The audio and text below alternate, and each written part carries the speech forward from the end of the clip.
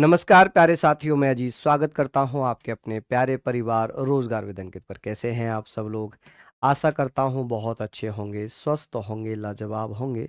जल्दी से लाइव आ जाइए, जुड़ जाइए मेरे साथ। हम लोग पढ़ रहे हैं संवैधानिक विकास। ये मानकर चलना कि ये लगभग 5 क्लास खा जाएगा आपकी।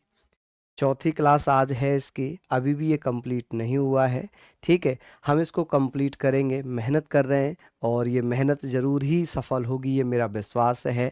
मैं आपके लिए हर उस पॉइंट को, हर उस चैप्टर को जो प्रीवियस ईयर में पूछे जाते हैं या पीछे पूछे भी गए हैं, चाहे वो आपका दिल्ली पुलिस हो, सीपीओ हो, एसएससी सीजीएल हो, उन सबको मैंने इसमें शामिल किया है। तो सभी को नमस्कार, राधे राधे।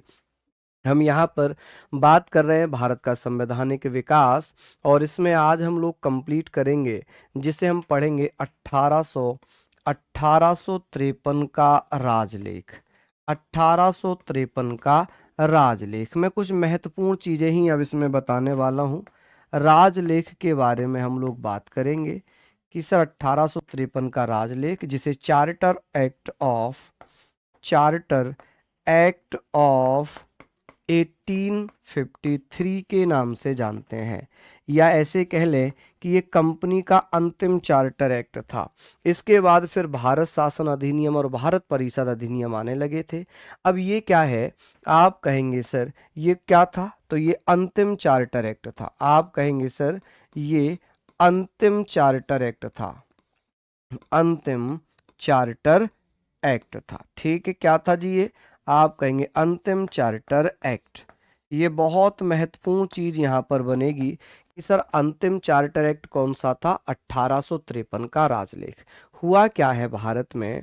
हुआ क्या, आप ये समझें कि डलहौजी डलहौजी जो 1848 में गवर्नर जनरल बनकर आया था, 1856 तक डलहौजी भारत में गवर्नर जनरल बनकर रहा। ठीक है, अब इस अधिनियम में क्या क्या चीजें होती हैं, क्या क्या कानून में संशोधन करने की बात आई। हुआ क्या था कि यहाँ पर जब हम लोग बात कर रहे हैं, जब हम लोग यहाँ पर बात कर रहे हैं तो आप लोग ये समझिएगा कि सर क्या किया गया कि इस चार्टर के द्वारा भारतीयों द्वारा कंपनी के जो शासन थे उनकी समाप्ति की मांग करने लग गए। भारत के जो लोग थे वो ये कहने लग गए कि भाई अब कंपनी भारत में शासन ना करे, क्योंकि कंपनी के अधिकारी भ्रष्टाचारी हो चुके थे, वो लोगों को तंग करने लग गए थे। तो गवर्नर जनरल डलहौजी के द्वारा क्या किया गया, कंपनी के शासन में सुधार करने के लिए एक रिपोर्ट प्रस्तुत करवाई, जिसके प्रमुख बहुत सारी चीजें यहाँ पर मैं आप लोगों को दिखाने वाला हूँ कि सर इस समय गवर्नर जनरल कौन था? तो आप कहेंगे सर गवर्नर जनरल कौन था? तो आप कहेंगे सर डलहौजी था। तो यहाँ पर ये कहेंगे सर भारतीयों के द्वारा क्या किया गया, जो इंडियंस थे, भारतीयों द्वारा क्या किया गया भैया, कंपनी के शासन को खत्म करने की मांग की गई। कंपनी के शासन को खत्म करने की मांग की, शासन को खत्म करने की मांग करने लग गए। जो भारतीय थे, भारतीयों द्वारा कंपनी के शासन को खत्म करने की मांग की। ठीक है, द्वारा मांग की। भारतीयों द्वारा जब मांग कर ली गई कि भाई जो कंपनी का शासन है, रूल ऑफ कंपनी है, कि इसको खत्म किया जाए, क्योंकि वो ज्यादा भ्रष्टाचार कर रहे हैं, भारत के लोगों को परेशान कर रहे हैं। अब इस समय गवर्नर जनरल कौन है भारत का? इस समय गवर्नर जनरल है भैया, मैं बता देता हूं कि सर इस समय गवर्नर जनरल कौन था? तो आप कहेंगे सर गवर्नर जनरल था डलहौजी। गवर्नर जनरल कौन था इस समय? आप कहेंगे सर गवर्नर जनरल था डलहौजी। गवर्नर जनरल डलहौजी ने क्या किया, एक अधिनियम पेश किया डलहौजी, ताकि जो विरोध कर रहे थे लोग वो भैया शांत हो जाएं। डलहौजी डलहौजी कौन था इस समय? गवर्नर जनरल था। इसने क्या किया, कंपनी के शासन में सुधार लाने के लिए, गवर्नर डलहौजी ने कंपनी के शासन में सुधार लाने के लिए, कंपनी के शासन में, यहां पर आप कहेंगे सर कंपनी के शासन की बात यहां हो रही है। आप मुझे बताएंगे कंपनी के शासन में सुधार करने के लिए, सुधार के लिए क्या किया भैया, reform of the rule of company करने के लिए एक रिपोर्ट पेश की करने के लिए, एक भैया क्या पेश की, सुधार करने के लिए एक भैया रिपोर्ट पेश करवाई, जिसमें या एक ऐसे कह सकते हैं रिपोर्ट के आधार पर यह अधिनियम बनाया, के लिए अधिनियम बनाया, जिसे क्या कहा गया, अधिनियम बनाया, रूल बनाया, एक्ट बनाया, जिसे क्या कहा गया, जिसे 1853 का चार्टर एक्ट कहा गया। अब इस चार्टर एक्ट के माध्यम से जो कानूनी प्रक्रिया वो कंपनी नहीं करेगी। अब वो वॉइस नहीं आ रही, वॉइस तो क्लियर आ रही है कि इस अधिनियम के द्वारा जो कानूनी प्रक्रिया थी, जो कानून बनाने का काम था, लॉ मेकिंग, ये जो कानूनी या विधायी कार्यों को प्रशासनिक कार्य देखने के लिए एक केंद्रीय विधान परिषद का गठन कर दिया, ऑल इंडिया लेजिस्लेटिव काउंसिल बना दी, जिसमें 12 सदस्य शामिल होंगे। तो पहले तो यहां देखेंगे सुधार करने के लिए गवर्नर जनरल डलहौजी ने क्या किया कि भाई कानून बनाने की प्रक्रिया अलग रहेगी और प्रशासन करने की प्रक्रिया अलग रहेगी। यानी कि आप लोग मुझे ये बताएंगे यहां पर डलहौजी द्वारा दो कार्य अलग कर दिए कि भैया विधायी कार्य अलग किए जाएंगे, विधायी कार्यों को प्रशासनिक कार्यों से अलग कर दिया। जो विधायी कार्य थे, विधायी कार्य, विधायी कार्य, विधायी कार्यों एवं विधायी कार्यों को बोलते हैं लेजिस्लेटिव फंक्शन। क्या बोलेंगे, लेजिस्लेटिव, लेजिस्लेटिव वर्क लिख लीजिए, लेजिस्लेटिव वर्क एवं प्रशासनिक कार्यों को अलग कर दिया, प्रशासनिक कार्यों को अलग कर दिया। जो प्रशासनिक कार्य थे, कार्यों यानी कि एडमिनिस्ट्रेटिव वर्क, आप कहेंगे भैया एडमिनिस्ट्रेटिव वर्क, एडमिनिस्ट्रेटिव वर्क, इन दोनों को क्या कर दिया, वर्क। ठीक है जी, तो ये भी इंपॉर्टेंट है, को क्या कर दिया, अलग कर दिया, को अलग अलग कर दिया। ठीक है जी, क्या कर दिया, अलग अलग यानी कि सेपरेट कर दिया। क्या कर दिया जी, आप कहेंगे सेपरेट कर दिया, कर दिया। जब सेपरेट कर दिया तो भैया प्रशासन के जो कंपनी प्रशासन देख रही थी, अब वो केवल प्रशासन का काम करेगी, लेकिन जो विधि कार्य थे, जो कानूनी कार्य थे, ये विधायी कार्य, विधायी कार्यों के लिए क्या किया गया, विधायी कार्यों के लिए क्या किया गया है भैया, एक नई व्यवस्था बना दी गई। जो लेजिस्लेटिव फंक्शन है, लेजिस्लेटिव वर्क है, लेजिस्लेटिव वर्क, वर्क कह लें, वर्क या कानून बनाने के लिए, कानून बनाने के लिए क्या किया जाता है, बनाने के लिए क्या किया गया भैया, बनाने के लिए फॉर, बनाने के लिए यानी कि लॉ मेकिंग, लॉ मेकिंग, जो कानून बनेगा उसके लिए क्या किया गया है, भारत में पहली बार एक भैया केंद्रीय विधान परिषद का गठन किया गया। क्या किया गया, केंद्रीय विधान परिषद, जिसे ऑल इंडिया लेजिस्लेटिव काउंसिल कहा गया। के लिए आप कहेंगे सर केंद्रीय या विधान परिषद का गठन किया गया। क्या किया गया, एक विधान परिषद, विधान परिषद जिसे ऑल इंडिया लेजिस्लेटिव काउंसिल कहा गया, जिसे ऑल इंडिया लेजिस्लेटिव काउंसिल कहा गया। क्या कहा गया जिसे, आप कहेंगे sir all India, all India legislative council, जिसे केंद्रीय विधान परिषद, क्या कहा गया इसको, केंद्रीय विधान परिषद। ठीक है जी, लेजिस्लेटिव काउंसिल कहा गया, काउंसिल कहा गया, कहा गया। अच्छा, इस लेजिस्लेटिव काउंसिल में कुल सदस्य कितने शामिल किए गए, बिल्कुल भैया आप कवर कर लेंगे। कोई भी पॉलिटी अगर आप पढ़ रहे हैं जो वनडे एग्जाम में आती है, चाहे वो एसआई हो, चाहे कांस्टेबल हो, चाहे कुछ भी हो, सब यहां से कवर हो जाएगा। मैं इतना डिटेल लेकर चल रहा हूं, ठीक है। तो आप कहेंगे सर इसका काम क्या था, विधि निर्माण करना। इसका काम था भैया विधि निर्माण करना, यानी कि लॉ बनाना, लॉ मेकिंग इसका कार्य था। और इसमें कुल सदस्य कितने थे, इसमें कुल सदस्य कितने थे, टोटल मेंबर्स। आप कहेंगे सर कुल सदस्य।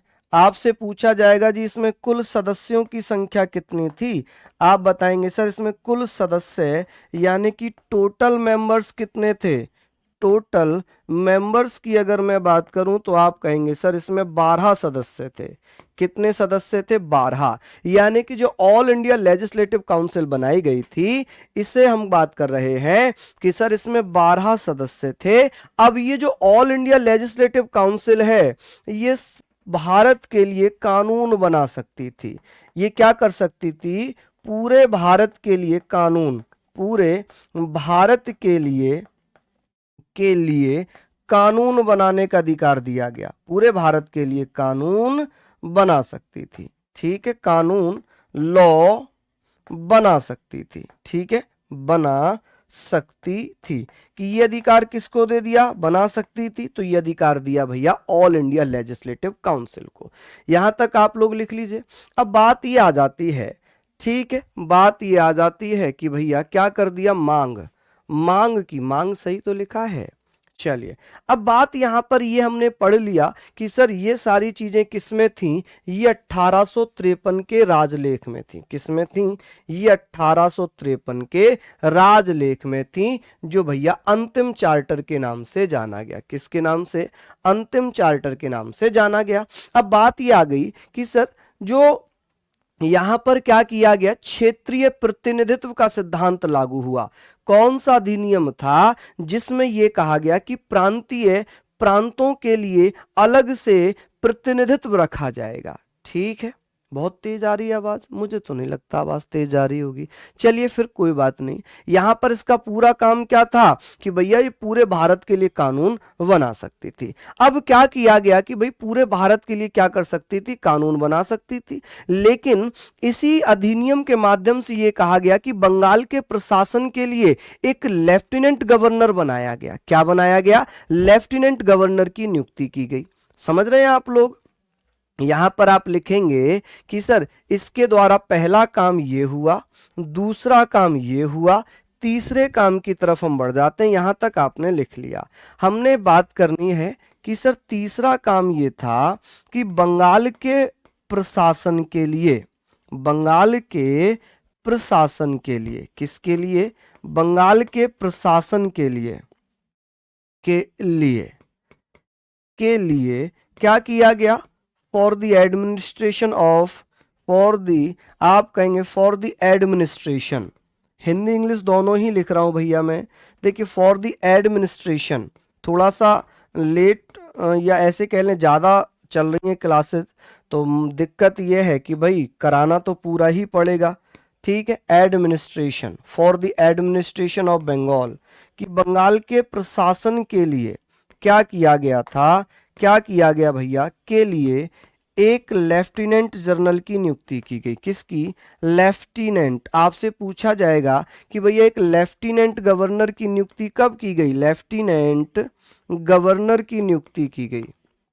लेफ्टिनेंट गवर्नर यानी कि आप कह सकते हैं ल्यूटिनेंट, यहां पर ल्यूटिनेंट लिख सकते हैं, ल्यूटिनेंट गवर्नर। ठीक है जी, ल्यूटिनेंट गवर्नर की नियुक्ति की गई, लेफ्टिनेंट गवर्नर की नियुक्ति की गई। कौन से अधिनियम में ऐसी व्यवस्था थी कि बंगाल के प्रशासन के लिए अलग से एक लेफ्टिनेंट गवर्नर नियुक्त किया जाएगा, नियुक्ति की गई। तो ये 1853 के राजलेख के द्वारा ऐसा प्रावधान किया गया।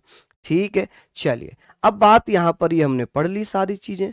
अब ये बात हमने पढ़ ली, ठीक है, आगे बात करते हैं कि सर विधि सदस्य को गवर्नर जनरल की परिषद में, ठीक है, executive of governor general, governor general की जो परिषद थी या काउंसिल ऑफ गवर्नर थी, उसका पूर्ण सदस्य बना दिया। क्या बना दिया, पूर्ण सदस्य बना दिया।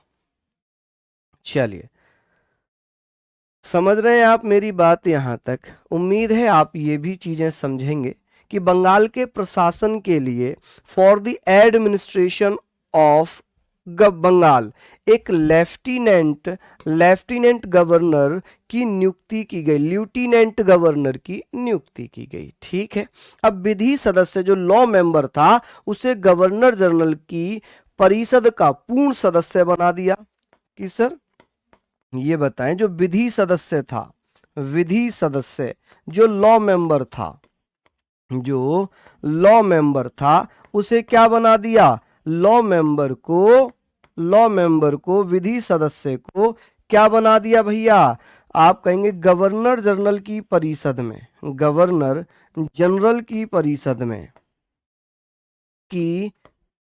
में यानी कि काउंसिल ऑफ गवर्नर जनरल परिषद में पूर्ण सदस्य बना दिया। क्या बना दिया जी, पूर्ण सदस्य बना दिया। ठीक है, पूर्ण सदस्य बनाया। ठीक है, चलिए अच्छा ये बताइए, ये हमने लिख लिया। नेक्स्ट हम लोग आगे चल जाते हैं, यहां तक हमने पढ़ लिया। आगे हम लोग बात कर लेते हैं कि सर इतनी चीजें तो हमने पढ़ ली, अब ये बताइए जो सबसे महत्वपूर्ण चीजें हैं, दो चीजें मैं और यहां पर बताऊंगा, दो चीजें मैं आपको और बताने वाला हूं, यहां तक आप लोग पढ़ लेंगे। हाँ जी, चलिए बहुत सिंपल सी चीजें हैं, इसको आप लोग बेहतरीन तरीके से नोट करते हुए चलेंगे। और मैं आपको ये कहना चाहूंगा कि ये जो चीजें अगर आपने एक दो बार पढ़ ली तो याद हो जाएंगी, अगर आपने नहीं पढ़ी, दो तीन बार रिवीजन नहीं करी तो आउट ऑफ माइंड हो जाएंगी। ये ऐसी चीजें हैं जो किसी को याद नहीं रह पाती, इनको आप बार बार रिवीजन करते चलिए, बार बार पढ़ते चलिए। अब यहाँ पर क्या कहा गया कि सर जो कंपनी है, जो ब्रिटिश ईस्ट इंडिया कंपनी है, ईस्ट इंडिया कंपनी में जो कर्मचारी है, एम्प्लॉय हैं, उनकी नियुक्ति के लिए अब एग्जाम हुआ करेगा, कॉम्पिटिटिव एग्जामिनेशन। ठीक है, तो आप कहेंगे सर पांचवा पॉइंट इसमें लिखेंगे कि कंपनी में कर्मचारियों की नियुक्ति, कंपनी में जो कर्मचारी होंगे, कर्मचारियों की नियुक्ति कैसे होगी जी, कर्मचारियों की नियुक्ति, ठीक है, नियुक्ति, अपॉइंटमेंट ऑफ, लिख लेना भैया, अपॉइंटमेंट ऑफ एम्प्लॉयज, आप कहेंगे सर एम्प्लॉयज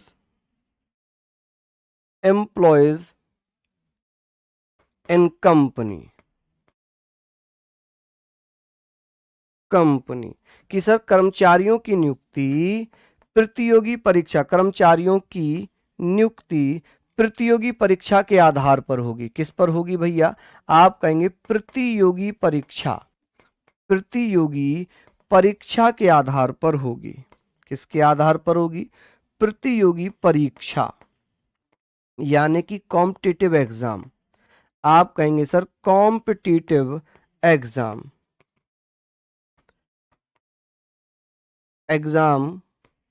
के आधार पर होगी, बहुत अच्छा ये यहाँ पर कॉन्सेप्ट आया कि अब जो कंपनी है उसमें जो अधिकारी बनेंगे वो केवल अंग्रेज हैं या किसी अधिकारी के भाई हैं या किसी मेंबर के भाई हैं, उन लोगों को ही केवल कर्मचारी नहीं बनाया जाएगा, नौकरी नहीं दी जाएगी। अब नौकरी दी जाएगी कॉम्पिटिटिव एग्जाम पर, जो आज की डेट में चल रहा है, कॉम्पिटिटिव एग्जाम के आधार पर ही नौकरी दी जाएगी। अब यहां पर एक और इंपॉर्टेंट फैक्ट ये बनेगा कि सर जो बोर्ड ऑफ डायरेक्टर थे, जो कंपनी के निदेशक मंडल थे, उनके सदस्यों की संख्या कितनी थी, जरा बताना मेरे लाल। आप कहेंगे सर निदेशक मंडल, और निदेशक मंडल को हमने क्या पढ़ा था, जल्दी से बताइए, निदेशक मंडल में कितने सदस्य थे, हम 3 दिन से पढ़ रहे हैं ये चीज, तो अगर आपने नहीं बताया तो मुझे बड़ा दुख लगेगा कि सर बोर्ड ऑफ डायरेक्टर, जल्दी से बताइए बोर्ड ऑफ डायरेक्टर्स की संख्या कितनी थी, जरा बताएं, बोर्ड ऑफ डायरेक्टर्स, चलिए बताइए कि सर बोर्ड ऑफ डायरेक्टर्स की संख्या कितनी थी भैया। आप कहेंगे अभी तक किसी का कमेंट क्यों नहीं आया भाई, अभी तक किसी का कमेंट क्यों नहीं आया, आना चाहिए था ना। चलिए आप कहेंगे सर बोर्ड ऑफ डायरेक्टर्स में संख्या थी 24, घूसा मारूंगा जिसने भी 4 जवाब दिया है, साधना 24, बहुत बढ़िया। तो ये 24 से जो संख्या 24 थी ना, सदस्यों की संख्या 24 से कम करके कितनी कर दी, कम करके 18 कर दी, 24 से कम करके 18 कर दी, कितनी कर दी, 18 कर दी, ठीक है, कर दी। कि भैया पहले सदस्य हुआ करते थे 24 और 1853 के द्वारा ये संख्या कितनी कर दी, 1853 के द्वारा ये संख्या कर दी कितनी मेरे लाल, आप कहेंगे सर 24 सदस्य थी, 1853 में ये संख्या कर दी 18 और इन 18 कर दी, इन 18 में से 6 सदस्य मनोनीत किए जाएंगे, 6 सदस्य ब्रिटिश राजा के द्वारा, ब्रिटिश क्राउन के द्वारा मनोनीत किए जाएंगे। आप कहेंगे सर 6 सदस्य ब्रिटिश क्राउन द्वारा नॉमिनेट किए जाएंगे, ब्रिटिश क्राउन द्वारा मनोनीत किए जाएंगे। क्या किया जाएगा, मनोनीत। ये जो 6 सदस्य हैं इन्हें मनोनीत किया जाएगा, नॉमिनेट किया जाएगा। क्या किया जाएगा, इन्हें नॉमिनेट किया जाएगा, नॉमिनेट। और नॉमिनेट कौन करेगा, तो आप कहेंगे सर नॉमिनेट करेगा ब्रिटिश क्राउन, ठीक है, नॉमिनेटेड बाय ब्रिटिश क्राउन, ठीक है, ब्रिटिश क्राउन। मैंने काफ़ी डिटेल में पढ़ा दिया है ये, मुझे नहीं लगता कि इससे ज़्यादा डिटेल भी पीसीएस में पूछा जाएगा, ठीक है। 26 कहाँ से हो गए भाई, मुझे लग रहा है कि आप अपने मन से कुछ भी बोल रहे हो, क्योंकि आप रिवीजन ही नहीं कर रहे ना, क्योंकि ये टॉपिक इतना टफ है कि इसको आप बार बार रिवाइज करेंगे, बार बार रिवाइज करेंगे तभी मजा आएगा, तभी मजा आएगा। तो ये चीजें आप लोग यहाँ पर लिख लें। चलिए, तो ये 1853 का खत्म हुआ। अब बात आ जाएगी भैया भारत शासन अधिनियम 1958 की, ठीक है। चलिए जल्दी जल्दी से इसको नोट डाउन करिए कि सर 18 सदस्यों में से 6 सदस्य किसके द्वारा मनोनीत किए जाएंगे, नॉमिनेटेड किए जाएंगे, तो आप कहेंगे ब्रिटिश क्राउन के द्वारा। अब यहां पर हम बात करेंगे भारत का संवैधानिक विकास पढ़ रहे हैं, भारत का संवैधानिक विकास स्टार्ट होगा अब ब्रिटिश क्राउन के अंतर्गत। संवैधानिक विकास यही तो हमारा हेडिंग चल रहा है, ठीक है। तो 4 क्लास में तो हमने पढ़ा 1600 से लेकर 1853 तक, है ना। अब हम पढ़ेंगे इसको 1858 से लेकर 1947 तक। कॉन्स्टिट्यूशनल, आप कहेंगे sir constitutional development, constitutional development, constitutional development of India. अब ये वाला जो पोर्शन हम पढ़ रहे थे, अभी तक हम पढ़ रहे थे कंपनी के अंतर्गत भारत का संवैधानिक विकास। अब ये हम पढ़ेंगे ब्रिटिश क्राउन के अंतर्गत। ये हम किसके अंतर्गत पढ़ेंगे, ब्रिटिश क्राउन। कि सर ब्रिटिश क्राउन का मतलब है ब्रिटिश राजा। आप कहेंगे सर ब्रिटिश क्राउन के अंतर्गत पढ़ेंगे 1858 से लेकर 1947 तक, 1947 तक, ठीक है। ये हम पढ़ेंगे कि सर ब्रिटिश क्राउन के अंतर्गत,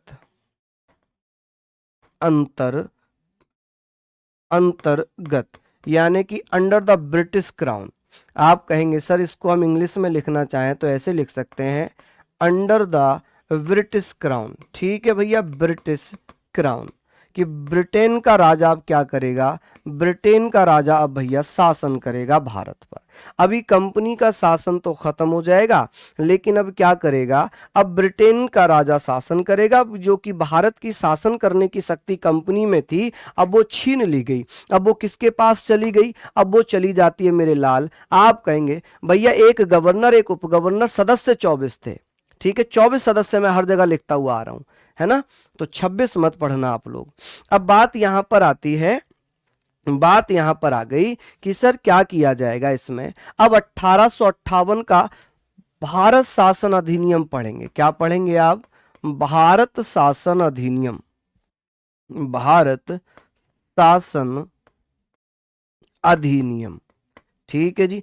भारत शासन अधिनियम 1858, क्या पढ़ेंगे 1858। कि भैया इसमें क्या था, गवर्नमेंट ऑफ इंडिया एक्ट 1858। कि सर 1858 के बारे में कमल चौधरी, धन्यवाद माय डियर। चलिए अब हम लोग यहां पर बात कर रहे हैं कि सर हुआ क्या था। ब्रिटेन में एक प्रधानमंत्री था जिसका नाम था पामस्टर्न। पामस्टर ने 12 फरवरी 1858 में भारत में जो दोहरा शासन चल रहा था, जिसे हम कह रहे थे डुअल गवर्नमेंट सिस्टम, उसके जो कमियां थी उनको दूर करने के लिए ब्रिटिश संसद में एक प्रस्ताव पेश किया। क्या किया? ब्रिटिश संसद में एक प्रस्ताव पेश किया, लेकिन वह प्रस्ताव पास नहीं हो पाया, तो पामस्टर ने अपने पद से त्याग पत्र दे दिया। अब ब्रिटेन में पामस्टर्न के जगह पर नए प्रधानमंत्री बन गए डर्बी। कौन बन गए? डर्बी। डर्बी प्रधानमंत्री बन गए। तो डर्बी ने क्या किया? 2 अगस्त 1858 में एक प्रस्ताव पेश किया, जिस पर रानी विक्टोरिया ने हस्ताक्षर कर दिए। अब रानी विक्टोरिया ने हस्ताक्षर कर दिए तो वो अधिनियम क्या कहलाया? भारत शासन अधिनियम, इंडियन गवर्नमेंट एक्ट 1858 कहलाया। ठीक है, तो इसे क्या कह सकते हैं? Government of India act 1858। इसकी कहानी समझिए, इसकी कहानी समझिए। कहानी में हम लोग 2 किरदारों को पढ़ेंगे। पहला किरदार होगा पामस्टर्न का। पामस्टर्न ने 12 फरवरी 1858 में भारत में दोहरे शासन की कमियों को दूर करने के लिए एक विधेयक ब्रिटिश संसद में पेश किया, लेकिन वो पास नहीं हो पाया, जिस कारण स्टर्न ने या पामस्टर्न ने अपने पद से त्याग पत्र दे दिया। कशिश धन्यवाद, बहुत बहुत धन्यवाद। चलिए, हाँ जी, बहुत बढ़िया। हम लोग बात कर रहे हैं, हम लोग यहां पर बात कर रहे हैं मेरे लाल, आप देखना कि सर ब्रिटिश पीएम, क्या नाम था जी उनका? ब्रिटिश प्रधानमंत्री, ब्रिटिश प्रधानमंत्री। अब आप लोग मुझे बताइए, ब्रिटिश प्रधानमंत्री जिनका नाम था पामस्टर्न, पामस्टर्न ने क्या किया भैया? पामस्टर ने भारत में दोहरे शासन को दूर करने के लिए, भारत में शासन की कमियों को दूर करने के लिए, ठीक है, शासन की कमियों को दूर करने के लिए एक प्रस्ताव पेश किया। कमियों को, यानी कि डिफेक्ट्स ऑफ रूल, आप कहेंगे डिफेक्ट्स ऑफ रूल, क्योंकि कुछ शब्द ऐसे हैं जो हिंदी वाले बच्चे समझ जाएंगे लेकिन इंग्लिश वाले नहीं समझेंगे, उनके लिए इंग्लिश लिख देता हूं। डिफेक्ट ऑफ रूल को दूर करने के लिए, दूर या खत्म करने के लिए, खत्म, रिमूव करने के लिए, खत्म मतलब रिमूव करने के लिए क्या किया मेरे लाल? करने के लिए भैया एक प्रस्ताव पेश किया। करने के लिए 12 फरवरी, कब? आप कहेंगे 12 फरवरी 1858 में एक प्रस्ताव पेश किया। ठीक है, 1858 में एक बिल, 1858 में विधेयक, विधेयक या बिल कह सकते हैं, विधेयक अगर पास हो जाता तो यह अधिनियम बन जाता। बिल ब्रिटिश संसद में पेश किया। कहां पर पेश किया? ब्रिटिश संसद, ब्रिटिश पार्लियामेंट। इसको हम क्या बोल सकते हैं? आप कहेंगे सर ब्रिटिश पार्लियामेंट में पेश कर दिया। कहां पर पेश किया? पार्लियामेंट में पेश किया। मैं शॉर्ट नहीं लिखवा रहा हूं, कभी आप कहो कि सर आप आधा सेंटेंस लिखते हो। पेश किया, ठीक है, पेश किया। अब जब ये पेश किया, लेकिन भैया क्या हुआ? क्या हुआ कि कुछ कारणों से इन्हें पामस्टर्न को त्याग पत्र देना पड़ा, लेकिन भैया पास नहीं हुआ, ये विधेयक पास नहीं हुआ।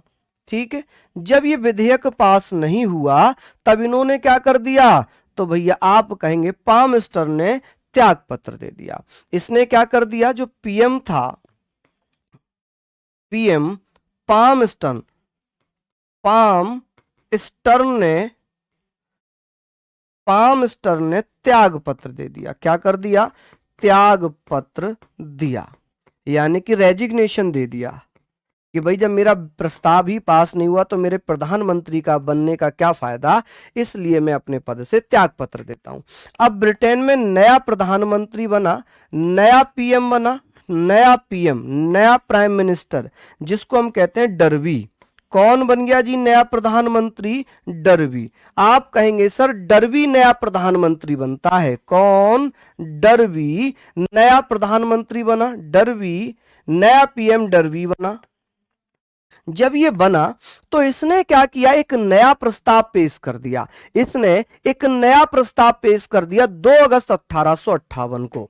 इसने क्या किया, 2 अगस्त 1858 को क्या किया भैया, प्रस्ताव पेश किया। और प्रस्ताव पेश करने के बाद प्रस्तुत किया, और प्रस्तुत करने के बाद रानी विक्टोरिया के हस्ताक्षर करा लिए। 1858 में रानी विक्टोरिया के विधेयक पर हस्ताक्षर करा लिए। जो विधेयक पहले पास नहीं हुआ था उस पर रानी विक्टोरिया से पास करा लिया। रानी विक्टोरिया से पास करा लिया। क्या करा लिया, पास कराया। हस्ताक्षर हो गए, पास करा लिया। अब जब ये विधेयक पास हुआ तो ये क्या कहलाया, ये भारत शासन अधिनियम 1858 कहलाया।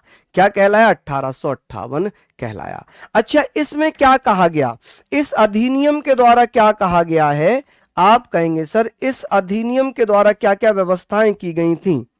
इस अधिनियम के द्वारा, इस एक्ट के द्वारा क्या क्या व्यवस्थाएं की गई कि भारत का गवर्नर जनरल अब भारत का वायसराय कहलाएगा। भारत का गवर्नर जनरल क्या कहलाएगा, गवर्नर जनरल क्या कहलाएगा जी, गवर्नर जनरल। गवर्नर जनरल भारत का वायसराय कहलाएगा। भारत का वायसराय कहलाएगा। वायसराय कहलाएगा। क्या कहलाएगा जी भैया, वायसरॉय कहलाएगा। जो वर्तमान राष्ट्रपति है ना, ये उस समय वायसराय कहलाता था। भारत का गवर्नर जनरल भारत का वायसराय बना। अब ये बताइए कि सर जो पहला वायसराय था, जो प्रथम वायसराय था, वो कौन था। आप कहेंगे सर प्रथम वायसराय भारत का कौन बना था, चलिए बता दीजिए। तो पहला वायसराय बना था भैया जिसका नाम है कैनिंग। क्या नाम है, कैनिंग। और ये कैनिंग ही कौन था, आप कहेंगे सर भारत का लास्ट गवर्नर जनरल था। लास्ट गवर्नर जनरल कैनिंग ही था। लास्ट को ही पहला बना दिया जाता था। लास्ट जो गवर्नर जनरल था वो कैनिंग था, और कैनिंग को ही भारत का पहला वायसराय बना दिया गया। क्या बना दिया जी, भारत का पहला वायसराय बना दिया। चलिए यहां पर आप लोग लिख लीजिए। चलिए, अब इसके माध्यम से क्या किया गया कि भाई जो शासन करने का अधिकार कंपनी के पास था वो खत्म कर दिया। अब शासन कंपनी नहीं करेगी, बल्कि अब शासन कौन करेगा, रूलिंग राइट्स किसको दे दिए गए, ब्रिटिश क्राउन को दे दिए। प्रियांशु बहुत बहुत धन्यवाद मेरे लाल। चलिए कपिल कह रहे हैं सर आपने जो करवाया उसको पढ़ने में मजा आ जाता है, अच्छा लगता है, थैंक यू, बहुत बहुत धन्यवाद। दीपिका धन्यवाद। चलिए, हाँ जी, प्रिया सिंह, रीमा, सभी को बहुत धन्यवाद। रुचि तोमर धन्यवाद। ये सारे फैक्ट पढ़ लिए। मैं आपको सच्चाई बताऊं, एक कड़वा सच बताऊं, बहुत कड़वा सच। ये जो मैं पढ़ा रहा हूं आपको पिछले 3 दिन से, ये पॉलिटी का सबसे कठिन टॉपिक माना जाता है, सबसे टफ टॉपिक माना जाता है। लेकिन आप लोगों में जुनून और मेहनत करने की जो लगन है ना, वो इतनी बेहतरीन है कि आपको ये कठिन लग ही नहीं रहा। मैं कमेंट देख रहा हूं, आप सब कह रहे हैं बड़ा मजा आ रहा है, जबकि मैंने ये देखा है कि ये समझ में ही नहीं आता बच्चों के, और आप लोग इसको एंजॉय कर रहे हैं। इसका मतलब ये है कि आप में कितनी ललक है, कितनी भूख है नौकरी को पाने की। ये भूख, ये ललक और ये जोश आपको आपकी वर्दी दिलाकर रहेगा। आपको आपकी वर्दी आपके शरीर पर दिलाकर रहेगा। ये मैं आपसे प्रॉमिस करके जा रहा हूं, ये मैं आपसे वादा करके जा रहा हूं कि यदि ये मेहनत आपकी ऐसे ही बनती रही ना, तो ये दुनिया की कोई ताकत आपका सिलेक्शन नहीं रोक सकती, कोई सिलेक्शन नहीं रख सकती। ठीक है, चलिए ये हमने पढ़ लिया। क्योंकि मैं ये मानता हूं, मैं खुद भी मानता हूं कि ये टफ है, लेकिन आप लोग इसको इतना मजे के साथ पढ़ रहे हैं कि टफ तो भूल ही गए हम। इजी लग रहा है, बहुत अच्छा लग रहा है। चलिए आगे बात कर लें। यहां तक सभी साथियों ने, सभी बहनों ने, सभी भाइयों ने लिख लिया होगा। अब क्या हुआ, इस अधिनियम के द्वारा हम पढ़ेंगे कि सर एक तो ये व्यवस्था हो गई। पहली चीज तो ये हुआ कि भाई पहला काम क्या हुआ कि भारत के गवर्नर जनरल को भारत का वायसराय बनाया। ठीक है, हालांकि ये तो मैंने इतिहास बता दिया, लेकिन यहां पर आप ये पढ़ेंगे, यहां पर आप ये पढ़ेंगे कि सर भारत का गवर्नर जनरल भारत का वायसराय बनाया, और ये वायसराय आज की डेट में राष्ट्रपति है भारत का।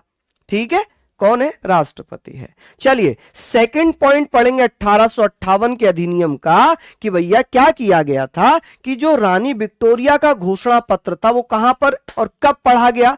तो रानी विक्टोरिया ने जो अपना हस्ताक्षर किया था, रानी विक्टोरिया, चाहो तो अगर लाइन बच गई हो ना, कहीं एक लाइन बच गई हो आपके पास, तो आप उसे यहां लिख लेना कि रानी विक्टोरिया का जो घोषणा पत्र था, तो आप कहेंगे सर इसका घोषणा पत्र कहां पर और किसने पढ़ा था। ये लिख लीजिएगा नोट में, मैं नहीं लिख पाया, भूल गया।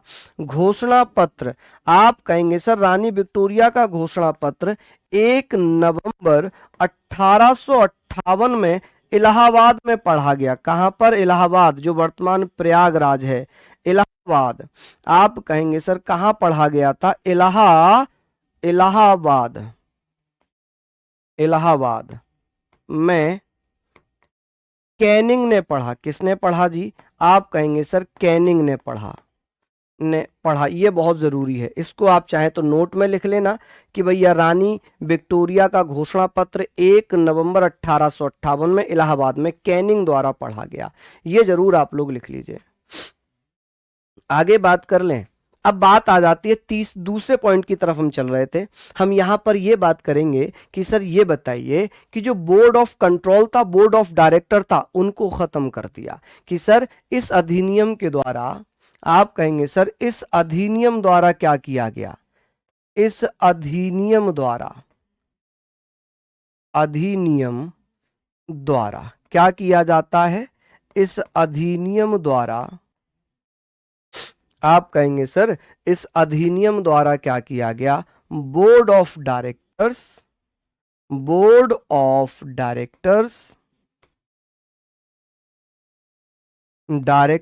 जिसे हमने क्या पढ़ा था? जिसे हमने निदेशक मंडल पढ़ा था। क्या पढ़ा था?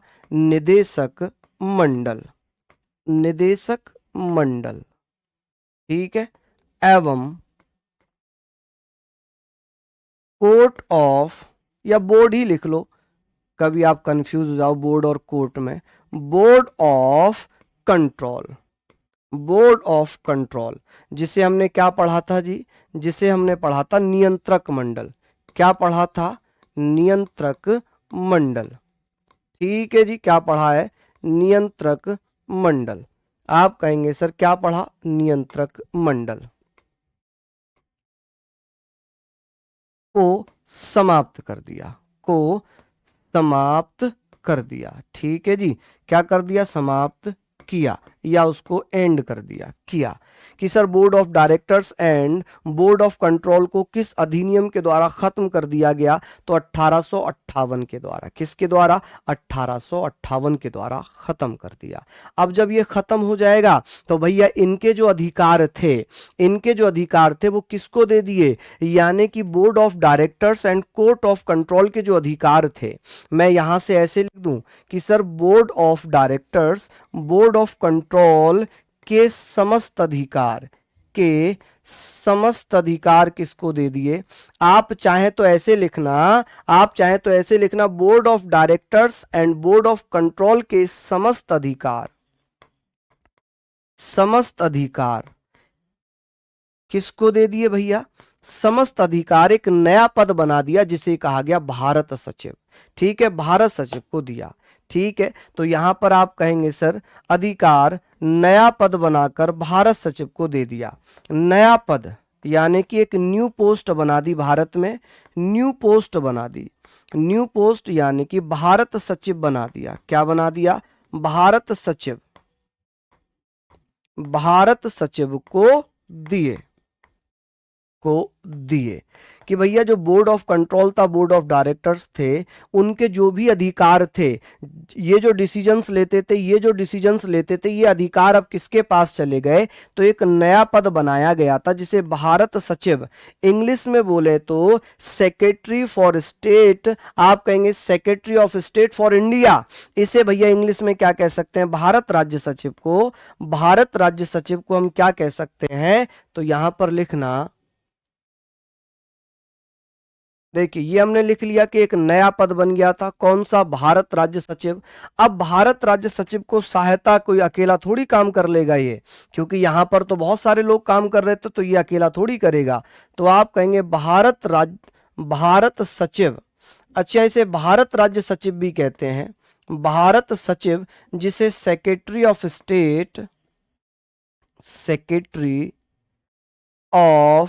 स्टेट फॉर इंडिया, इतना बड़ा नाम है इसका इंग्लिश में, ठीक है।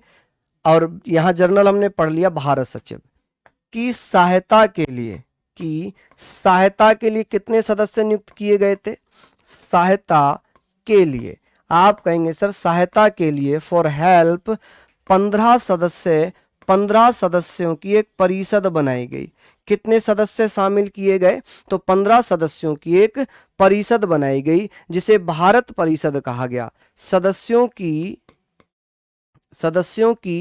एक भारत परिषद बनाई गई। क्या किया गया, सदस्यों की एक, क्या किया गया भैया, सदस्यों की एक भारत परिषद बनाई गई, भारत परिषद, जिसे इंडिया काउंसिल कहा गया। इंग्लिश में क्या कहा गया, इंडिया काउंसिल।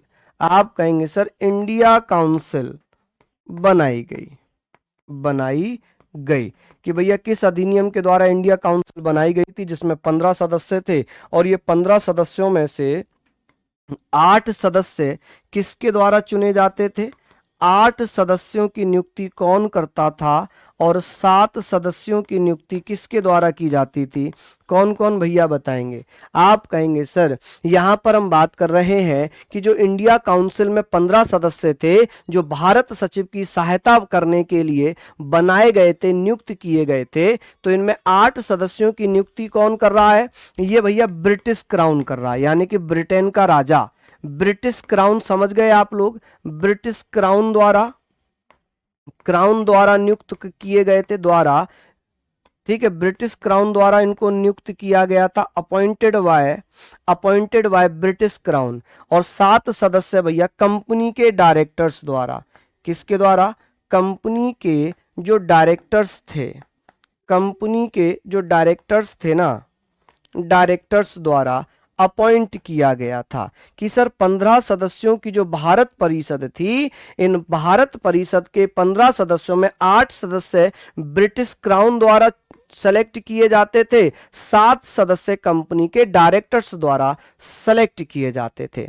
अब ये वही सदस्य हो सकते थे जो पिछले 10 वर्षों से भारत में सेवा कर रहे हैं, ठीक है जी, पिछले 10 वर्षों से भारत में सेवा कर रहे हैं। तो आप ये भी ध्यान रखना कि इसमें 9 सदस्य ऐसे होंगे जो कम से कम 10 वर्षों तक भारत में रहकर भारत की सेवा कर चुके हैं, ठीक है। चलिए, अब इनका वेतन वगैरह कहां से दिया जाएगा जी, आप कहेंगे सर इनका वेतन, इनकी सैलरी वगैरह कहां से दी जाएगी, आप कहेंगे सर इंडियन रेवेन्यू से इनकी सैलरी वगैरह दी जाएगी। तो आप कहेंगे सर यहां पर आप लिखना, ये कौन सा पॉइंट था, तीसरा, यह चौथा। आप कहेंगे सर भारत सचिव एवं उसके सदस्य, भारत सचिव एवं भारत परिषद के सदस्यों को, एवं जो उसके सदस्य थे, चाहे वो भारत परिषद कह लें, सदस्यों को वेतन कहां से दिया जाएगा, सैलरी। तो आप कहेंगे सैलरी भारतीय राजस्व से दी जाएगी, कहां से, सैलरी भारतीय राजस्व से, भारतीय राजस्व। आप कहेंगे सर भारतीय राजस्व, जिसे इंडियन रेवेन्यू कहते हैं, इंडियन रेवेन्यू से दी जाएगी, ठीक है, दी जाएगी। ऐसा प्रावधान किया गया 1858 के भारत शासन अधिनियम में। यहां तक आप लोग नोट डाउन कर लिए क्या, यहां तक आप लोगों ने नोट डाउन कर लिया क्या, चलिए बहुत बढ़िया, शानदार, लाजवाब। चलिए बहुत बढ़िया, शानदार, लाजवाब, ये बेहतरीन चीजें हैं, आप लोग इनको लिख सकते हैं, बताएंगे यहां तक भैया, बिल्कुल। चलिए बहुत बढ़िया। लिख लिया आप लोगों ने। अब हमने ये भी पढ़ा था कि सर जो गवर्नर जनरल है, जो वायसराय है, वायसराय वायसराय या गवर्नर जनरल की परिषद में अब एक विधि सदस्य और एक एडवोकेट जनरल की नियुक्ति होगी। अब ये नियुक्ति कौन करेगा? सम्राट करेगा। कौन करेगा? सम्राट। चलिए, यहां तक आपने लिख लिया कि सर इसका पांचवा पॉइंट हम पढ़ेंगे कि सर इसका पांचवा पॉइंट, मैंने ये बहुत स्लोली स्लोली कराया है ताकि आपको अच्छे से सारी चीजें समझ में आ जाए। आप कहेंगे सर, जो यहाँ पर हम कहेंगे सर गवर्नर जनरल कह लें, क्योंकि जब ये कंपनी के रूप में काम करेगा तब गवर्नर जनरल होगा। देखिए, वायसराय जब भारत में शासन करेगा तब वो वायसराय कहलाएगा। लेकिन वही व्यक्ति जब कंपनी के लिए काम करेगा तो वो गवर्नर जनरल कहलाएगा। तो आप कहेंगे गवर्नर जनरल की परिषद में काउंसिल ऑफ गवर्नर जनरल की परिषद में लॉ मेंबर, विधि सदस्य, लॉ मेंबर, विधि सदस्य, कौन भैया? विधि सदस्य एवं एडवोकेट जनरल, जिसे हम महान्यायवादी बोलते हैं ना वर्तमान में, अटॉर्नी जनरल, उस समय से क्या बोला जाता था? Advocate general. एडवोकेट जनरल जिसे हम क्या बोल सकते हैं? राज्य महाधिवक्ता। ठीक है, ये महान्यायवादी है वर्तमान में। ठीक है, की नियुक्ति कौन करेगा? की नियुक्ति, अपॉइंटमेंट किसके द्वारा की जाएगी? नियुक्ति ब्रिटिश सम्राट करेगा, यानी कि ब्रिटिश क्राउन करेगा। कौन करेगा? British crown. तो आप यहां पर लिखेंगे ब्रिटिश क्राउन या सम्राट करेगा, जो ब्रिटेन का राजा होगा, सम्राट द्वारा होगी। ठीक है, चलिए बहुत बढ़िया। अब इसी के द्वारा क्या किया गया? इसी के द्वारा ये कहा गया कि भैया जो भारत के लोग हैं, जो भारत के लोग हैं वो क्या कर सकते हैं? अब भारत में बजट पेश किया जाएगा कि सर 1858 के द्वारा ही क्या है? बजट पेश किया जाएगा। इंपॉर्टेंट फैक्ट लिखना कि सर बजट पेश करने की स्वतंत्रता कब मिली और बजट में भारतीयों को हिस्सा लेने का अधिकार कब मिला, दोनों अलग अलग चीजें हैं। एक क्वेश्चन ये बनेगा कि भैया बजट पेश करने की स्वतंत्रता भारत में किस अधिनियम के द्वारा दी गई थी और कब पेश हुआ? तो बजट पेश करने की स्वतंत्रता 1858 के द्वारा मिली और पहला बजट 1861 में जेम्स विल्सन के द्वारा किया गया। लेकिन अगर पूछे भारत के भारतीयों को, भारतीय सदस्यों को बजट पर बहस करने, प्रश्न पूछने का अधिकार 1892 में मिला है। ठीक है, तो यहां पर छठा पॉइंट आप पढ़ेंगे जो कि महत्वपूर्ण है। आप कहेंगे कि सर बजट पेश करने की स्वतंत्रता मिल गई। आप कहेंगे सर भारत में बजट पेश करने की स्वतंत्रता मिली, यानी कि बजट पेश किया गया, बजट पेश किया। और ये भी ध्यान रखना, पेश किया। और पहला बजट पेश किसने किया था? तो आप कहेंगे सर फर्स्ट बजट किसके द्वारा पेश किया गया था? 1861 में जेम्स विल्सन ने। किसने पेश किया? James Wilson. क्या यहां तक आप लोग लिखेंगे? James Wilson. ठीक है, जेम्स विल्सन द्वारा पेश किया। ठीक है, द्वारा पेश किया। जेम्स विल्सन को बजट का जनक कहा जाता है। क्या कहते हैं जी? आप कहेंगे सर बजट का जनक कहा जाता है, जनक, फादर ऑफ बजट कहा जाता है। ठीक है, कि भारत में पहला बजट, फादर ऑफ बजट। आप कहेंगे सर किसको कहा जाता है जी फादर ऑफ बजट? आप कहेंगे सर जेम्स विल्सन को, क्योंकि इसने ही पहला बजट पेश किया था। और इसी के द्वारा क्या किया गया? इसी के द्वारा भैया आप कहेंगे एक क्या किया गया था? आप कहेंगे सर इसी के द्वारा भैया भारत में भारतीय उच्च न्यायालय अधिनियम आया। क्या आया? भारतीय अधिनियम, भारतीय उच्च न्यायालय अधिनियम, भारतीय उच्च न्यायालय अधिनियम, भारतीय उच्च न्यायालय अधिनियम 1861 आया। ठीक है, जिसे हम कहेंगे Indian court act, Indian court act, जिसके माध्यम से क्या किया गया? 1862 में 3 हाई कोर्ट बनाए गए थे। एक्ट 1861 आया। ठीक है। और इसी के द्वारा क्या किया गया, भारत में सैनिक और असैनिक सेवा अधिनियम 1861 आता है। चलिए,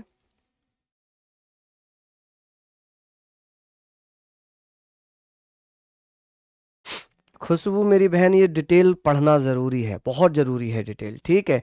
चलिए, आज इतना ही कवर करेंगे, कल ये ख़त्म कर लेंगे, कल ये हम इसको ख़त्म करेंगे। और मेरा प्रयास तो यही है कि आपको हर वो पॉइंट करा दूं जो आपके एग्ज़ाम में पूछा जाए, ठीक है। फिर मिलेंगे आप लोगों से कल इसी समय, तब तक के लिए जय हिंद, जय भारत।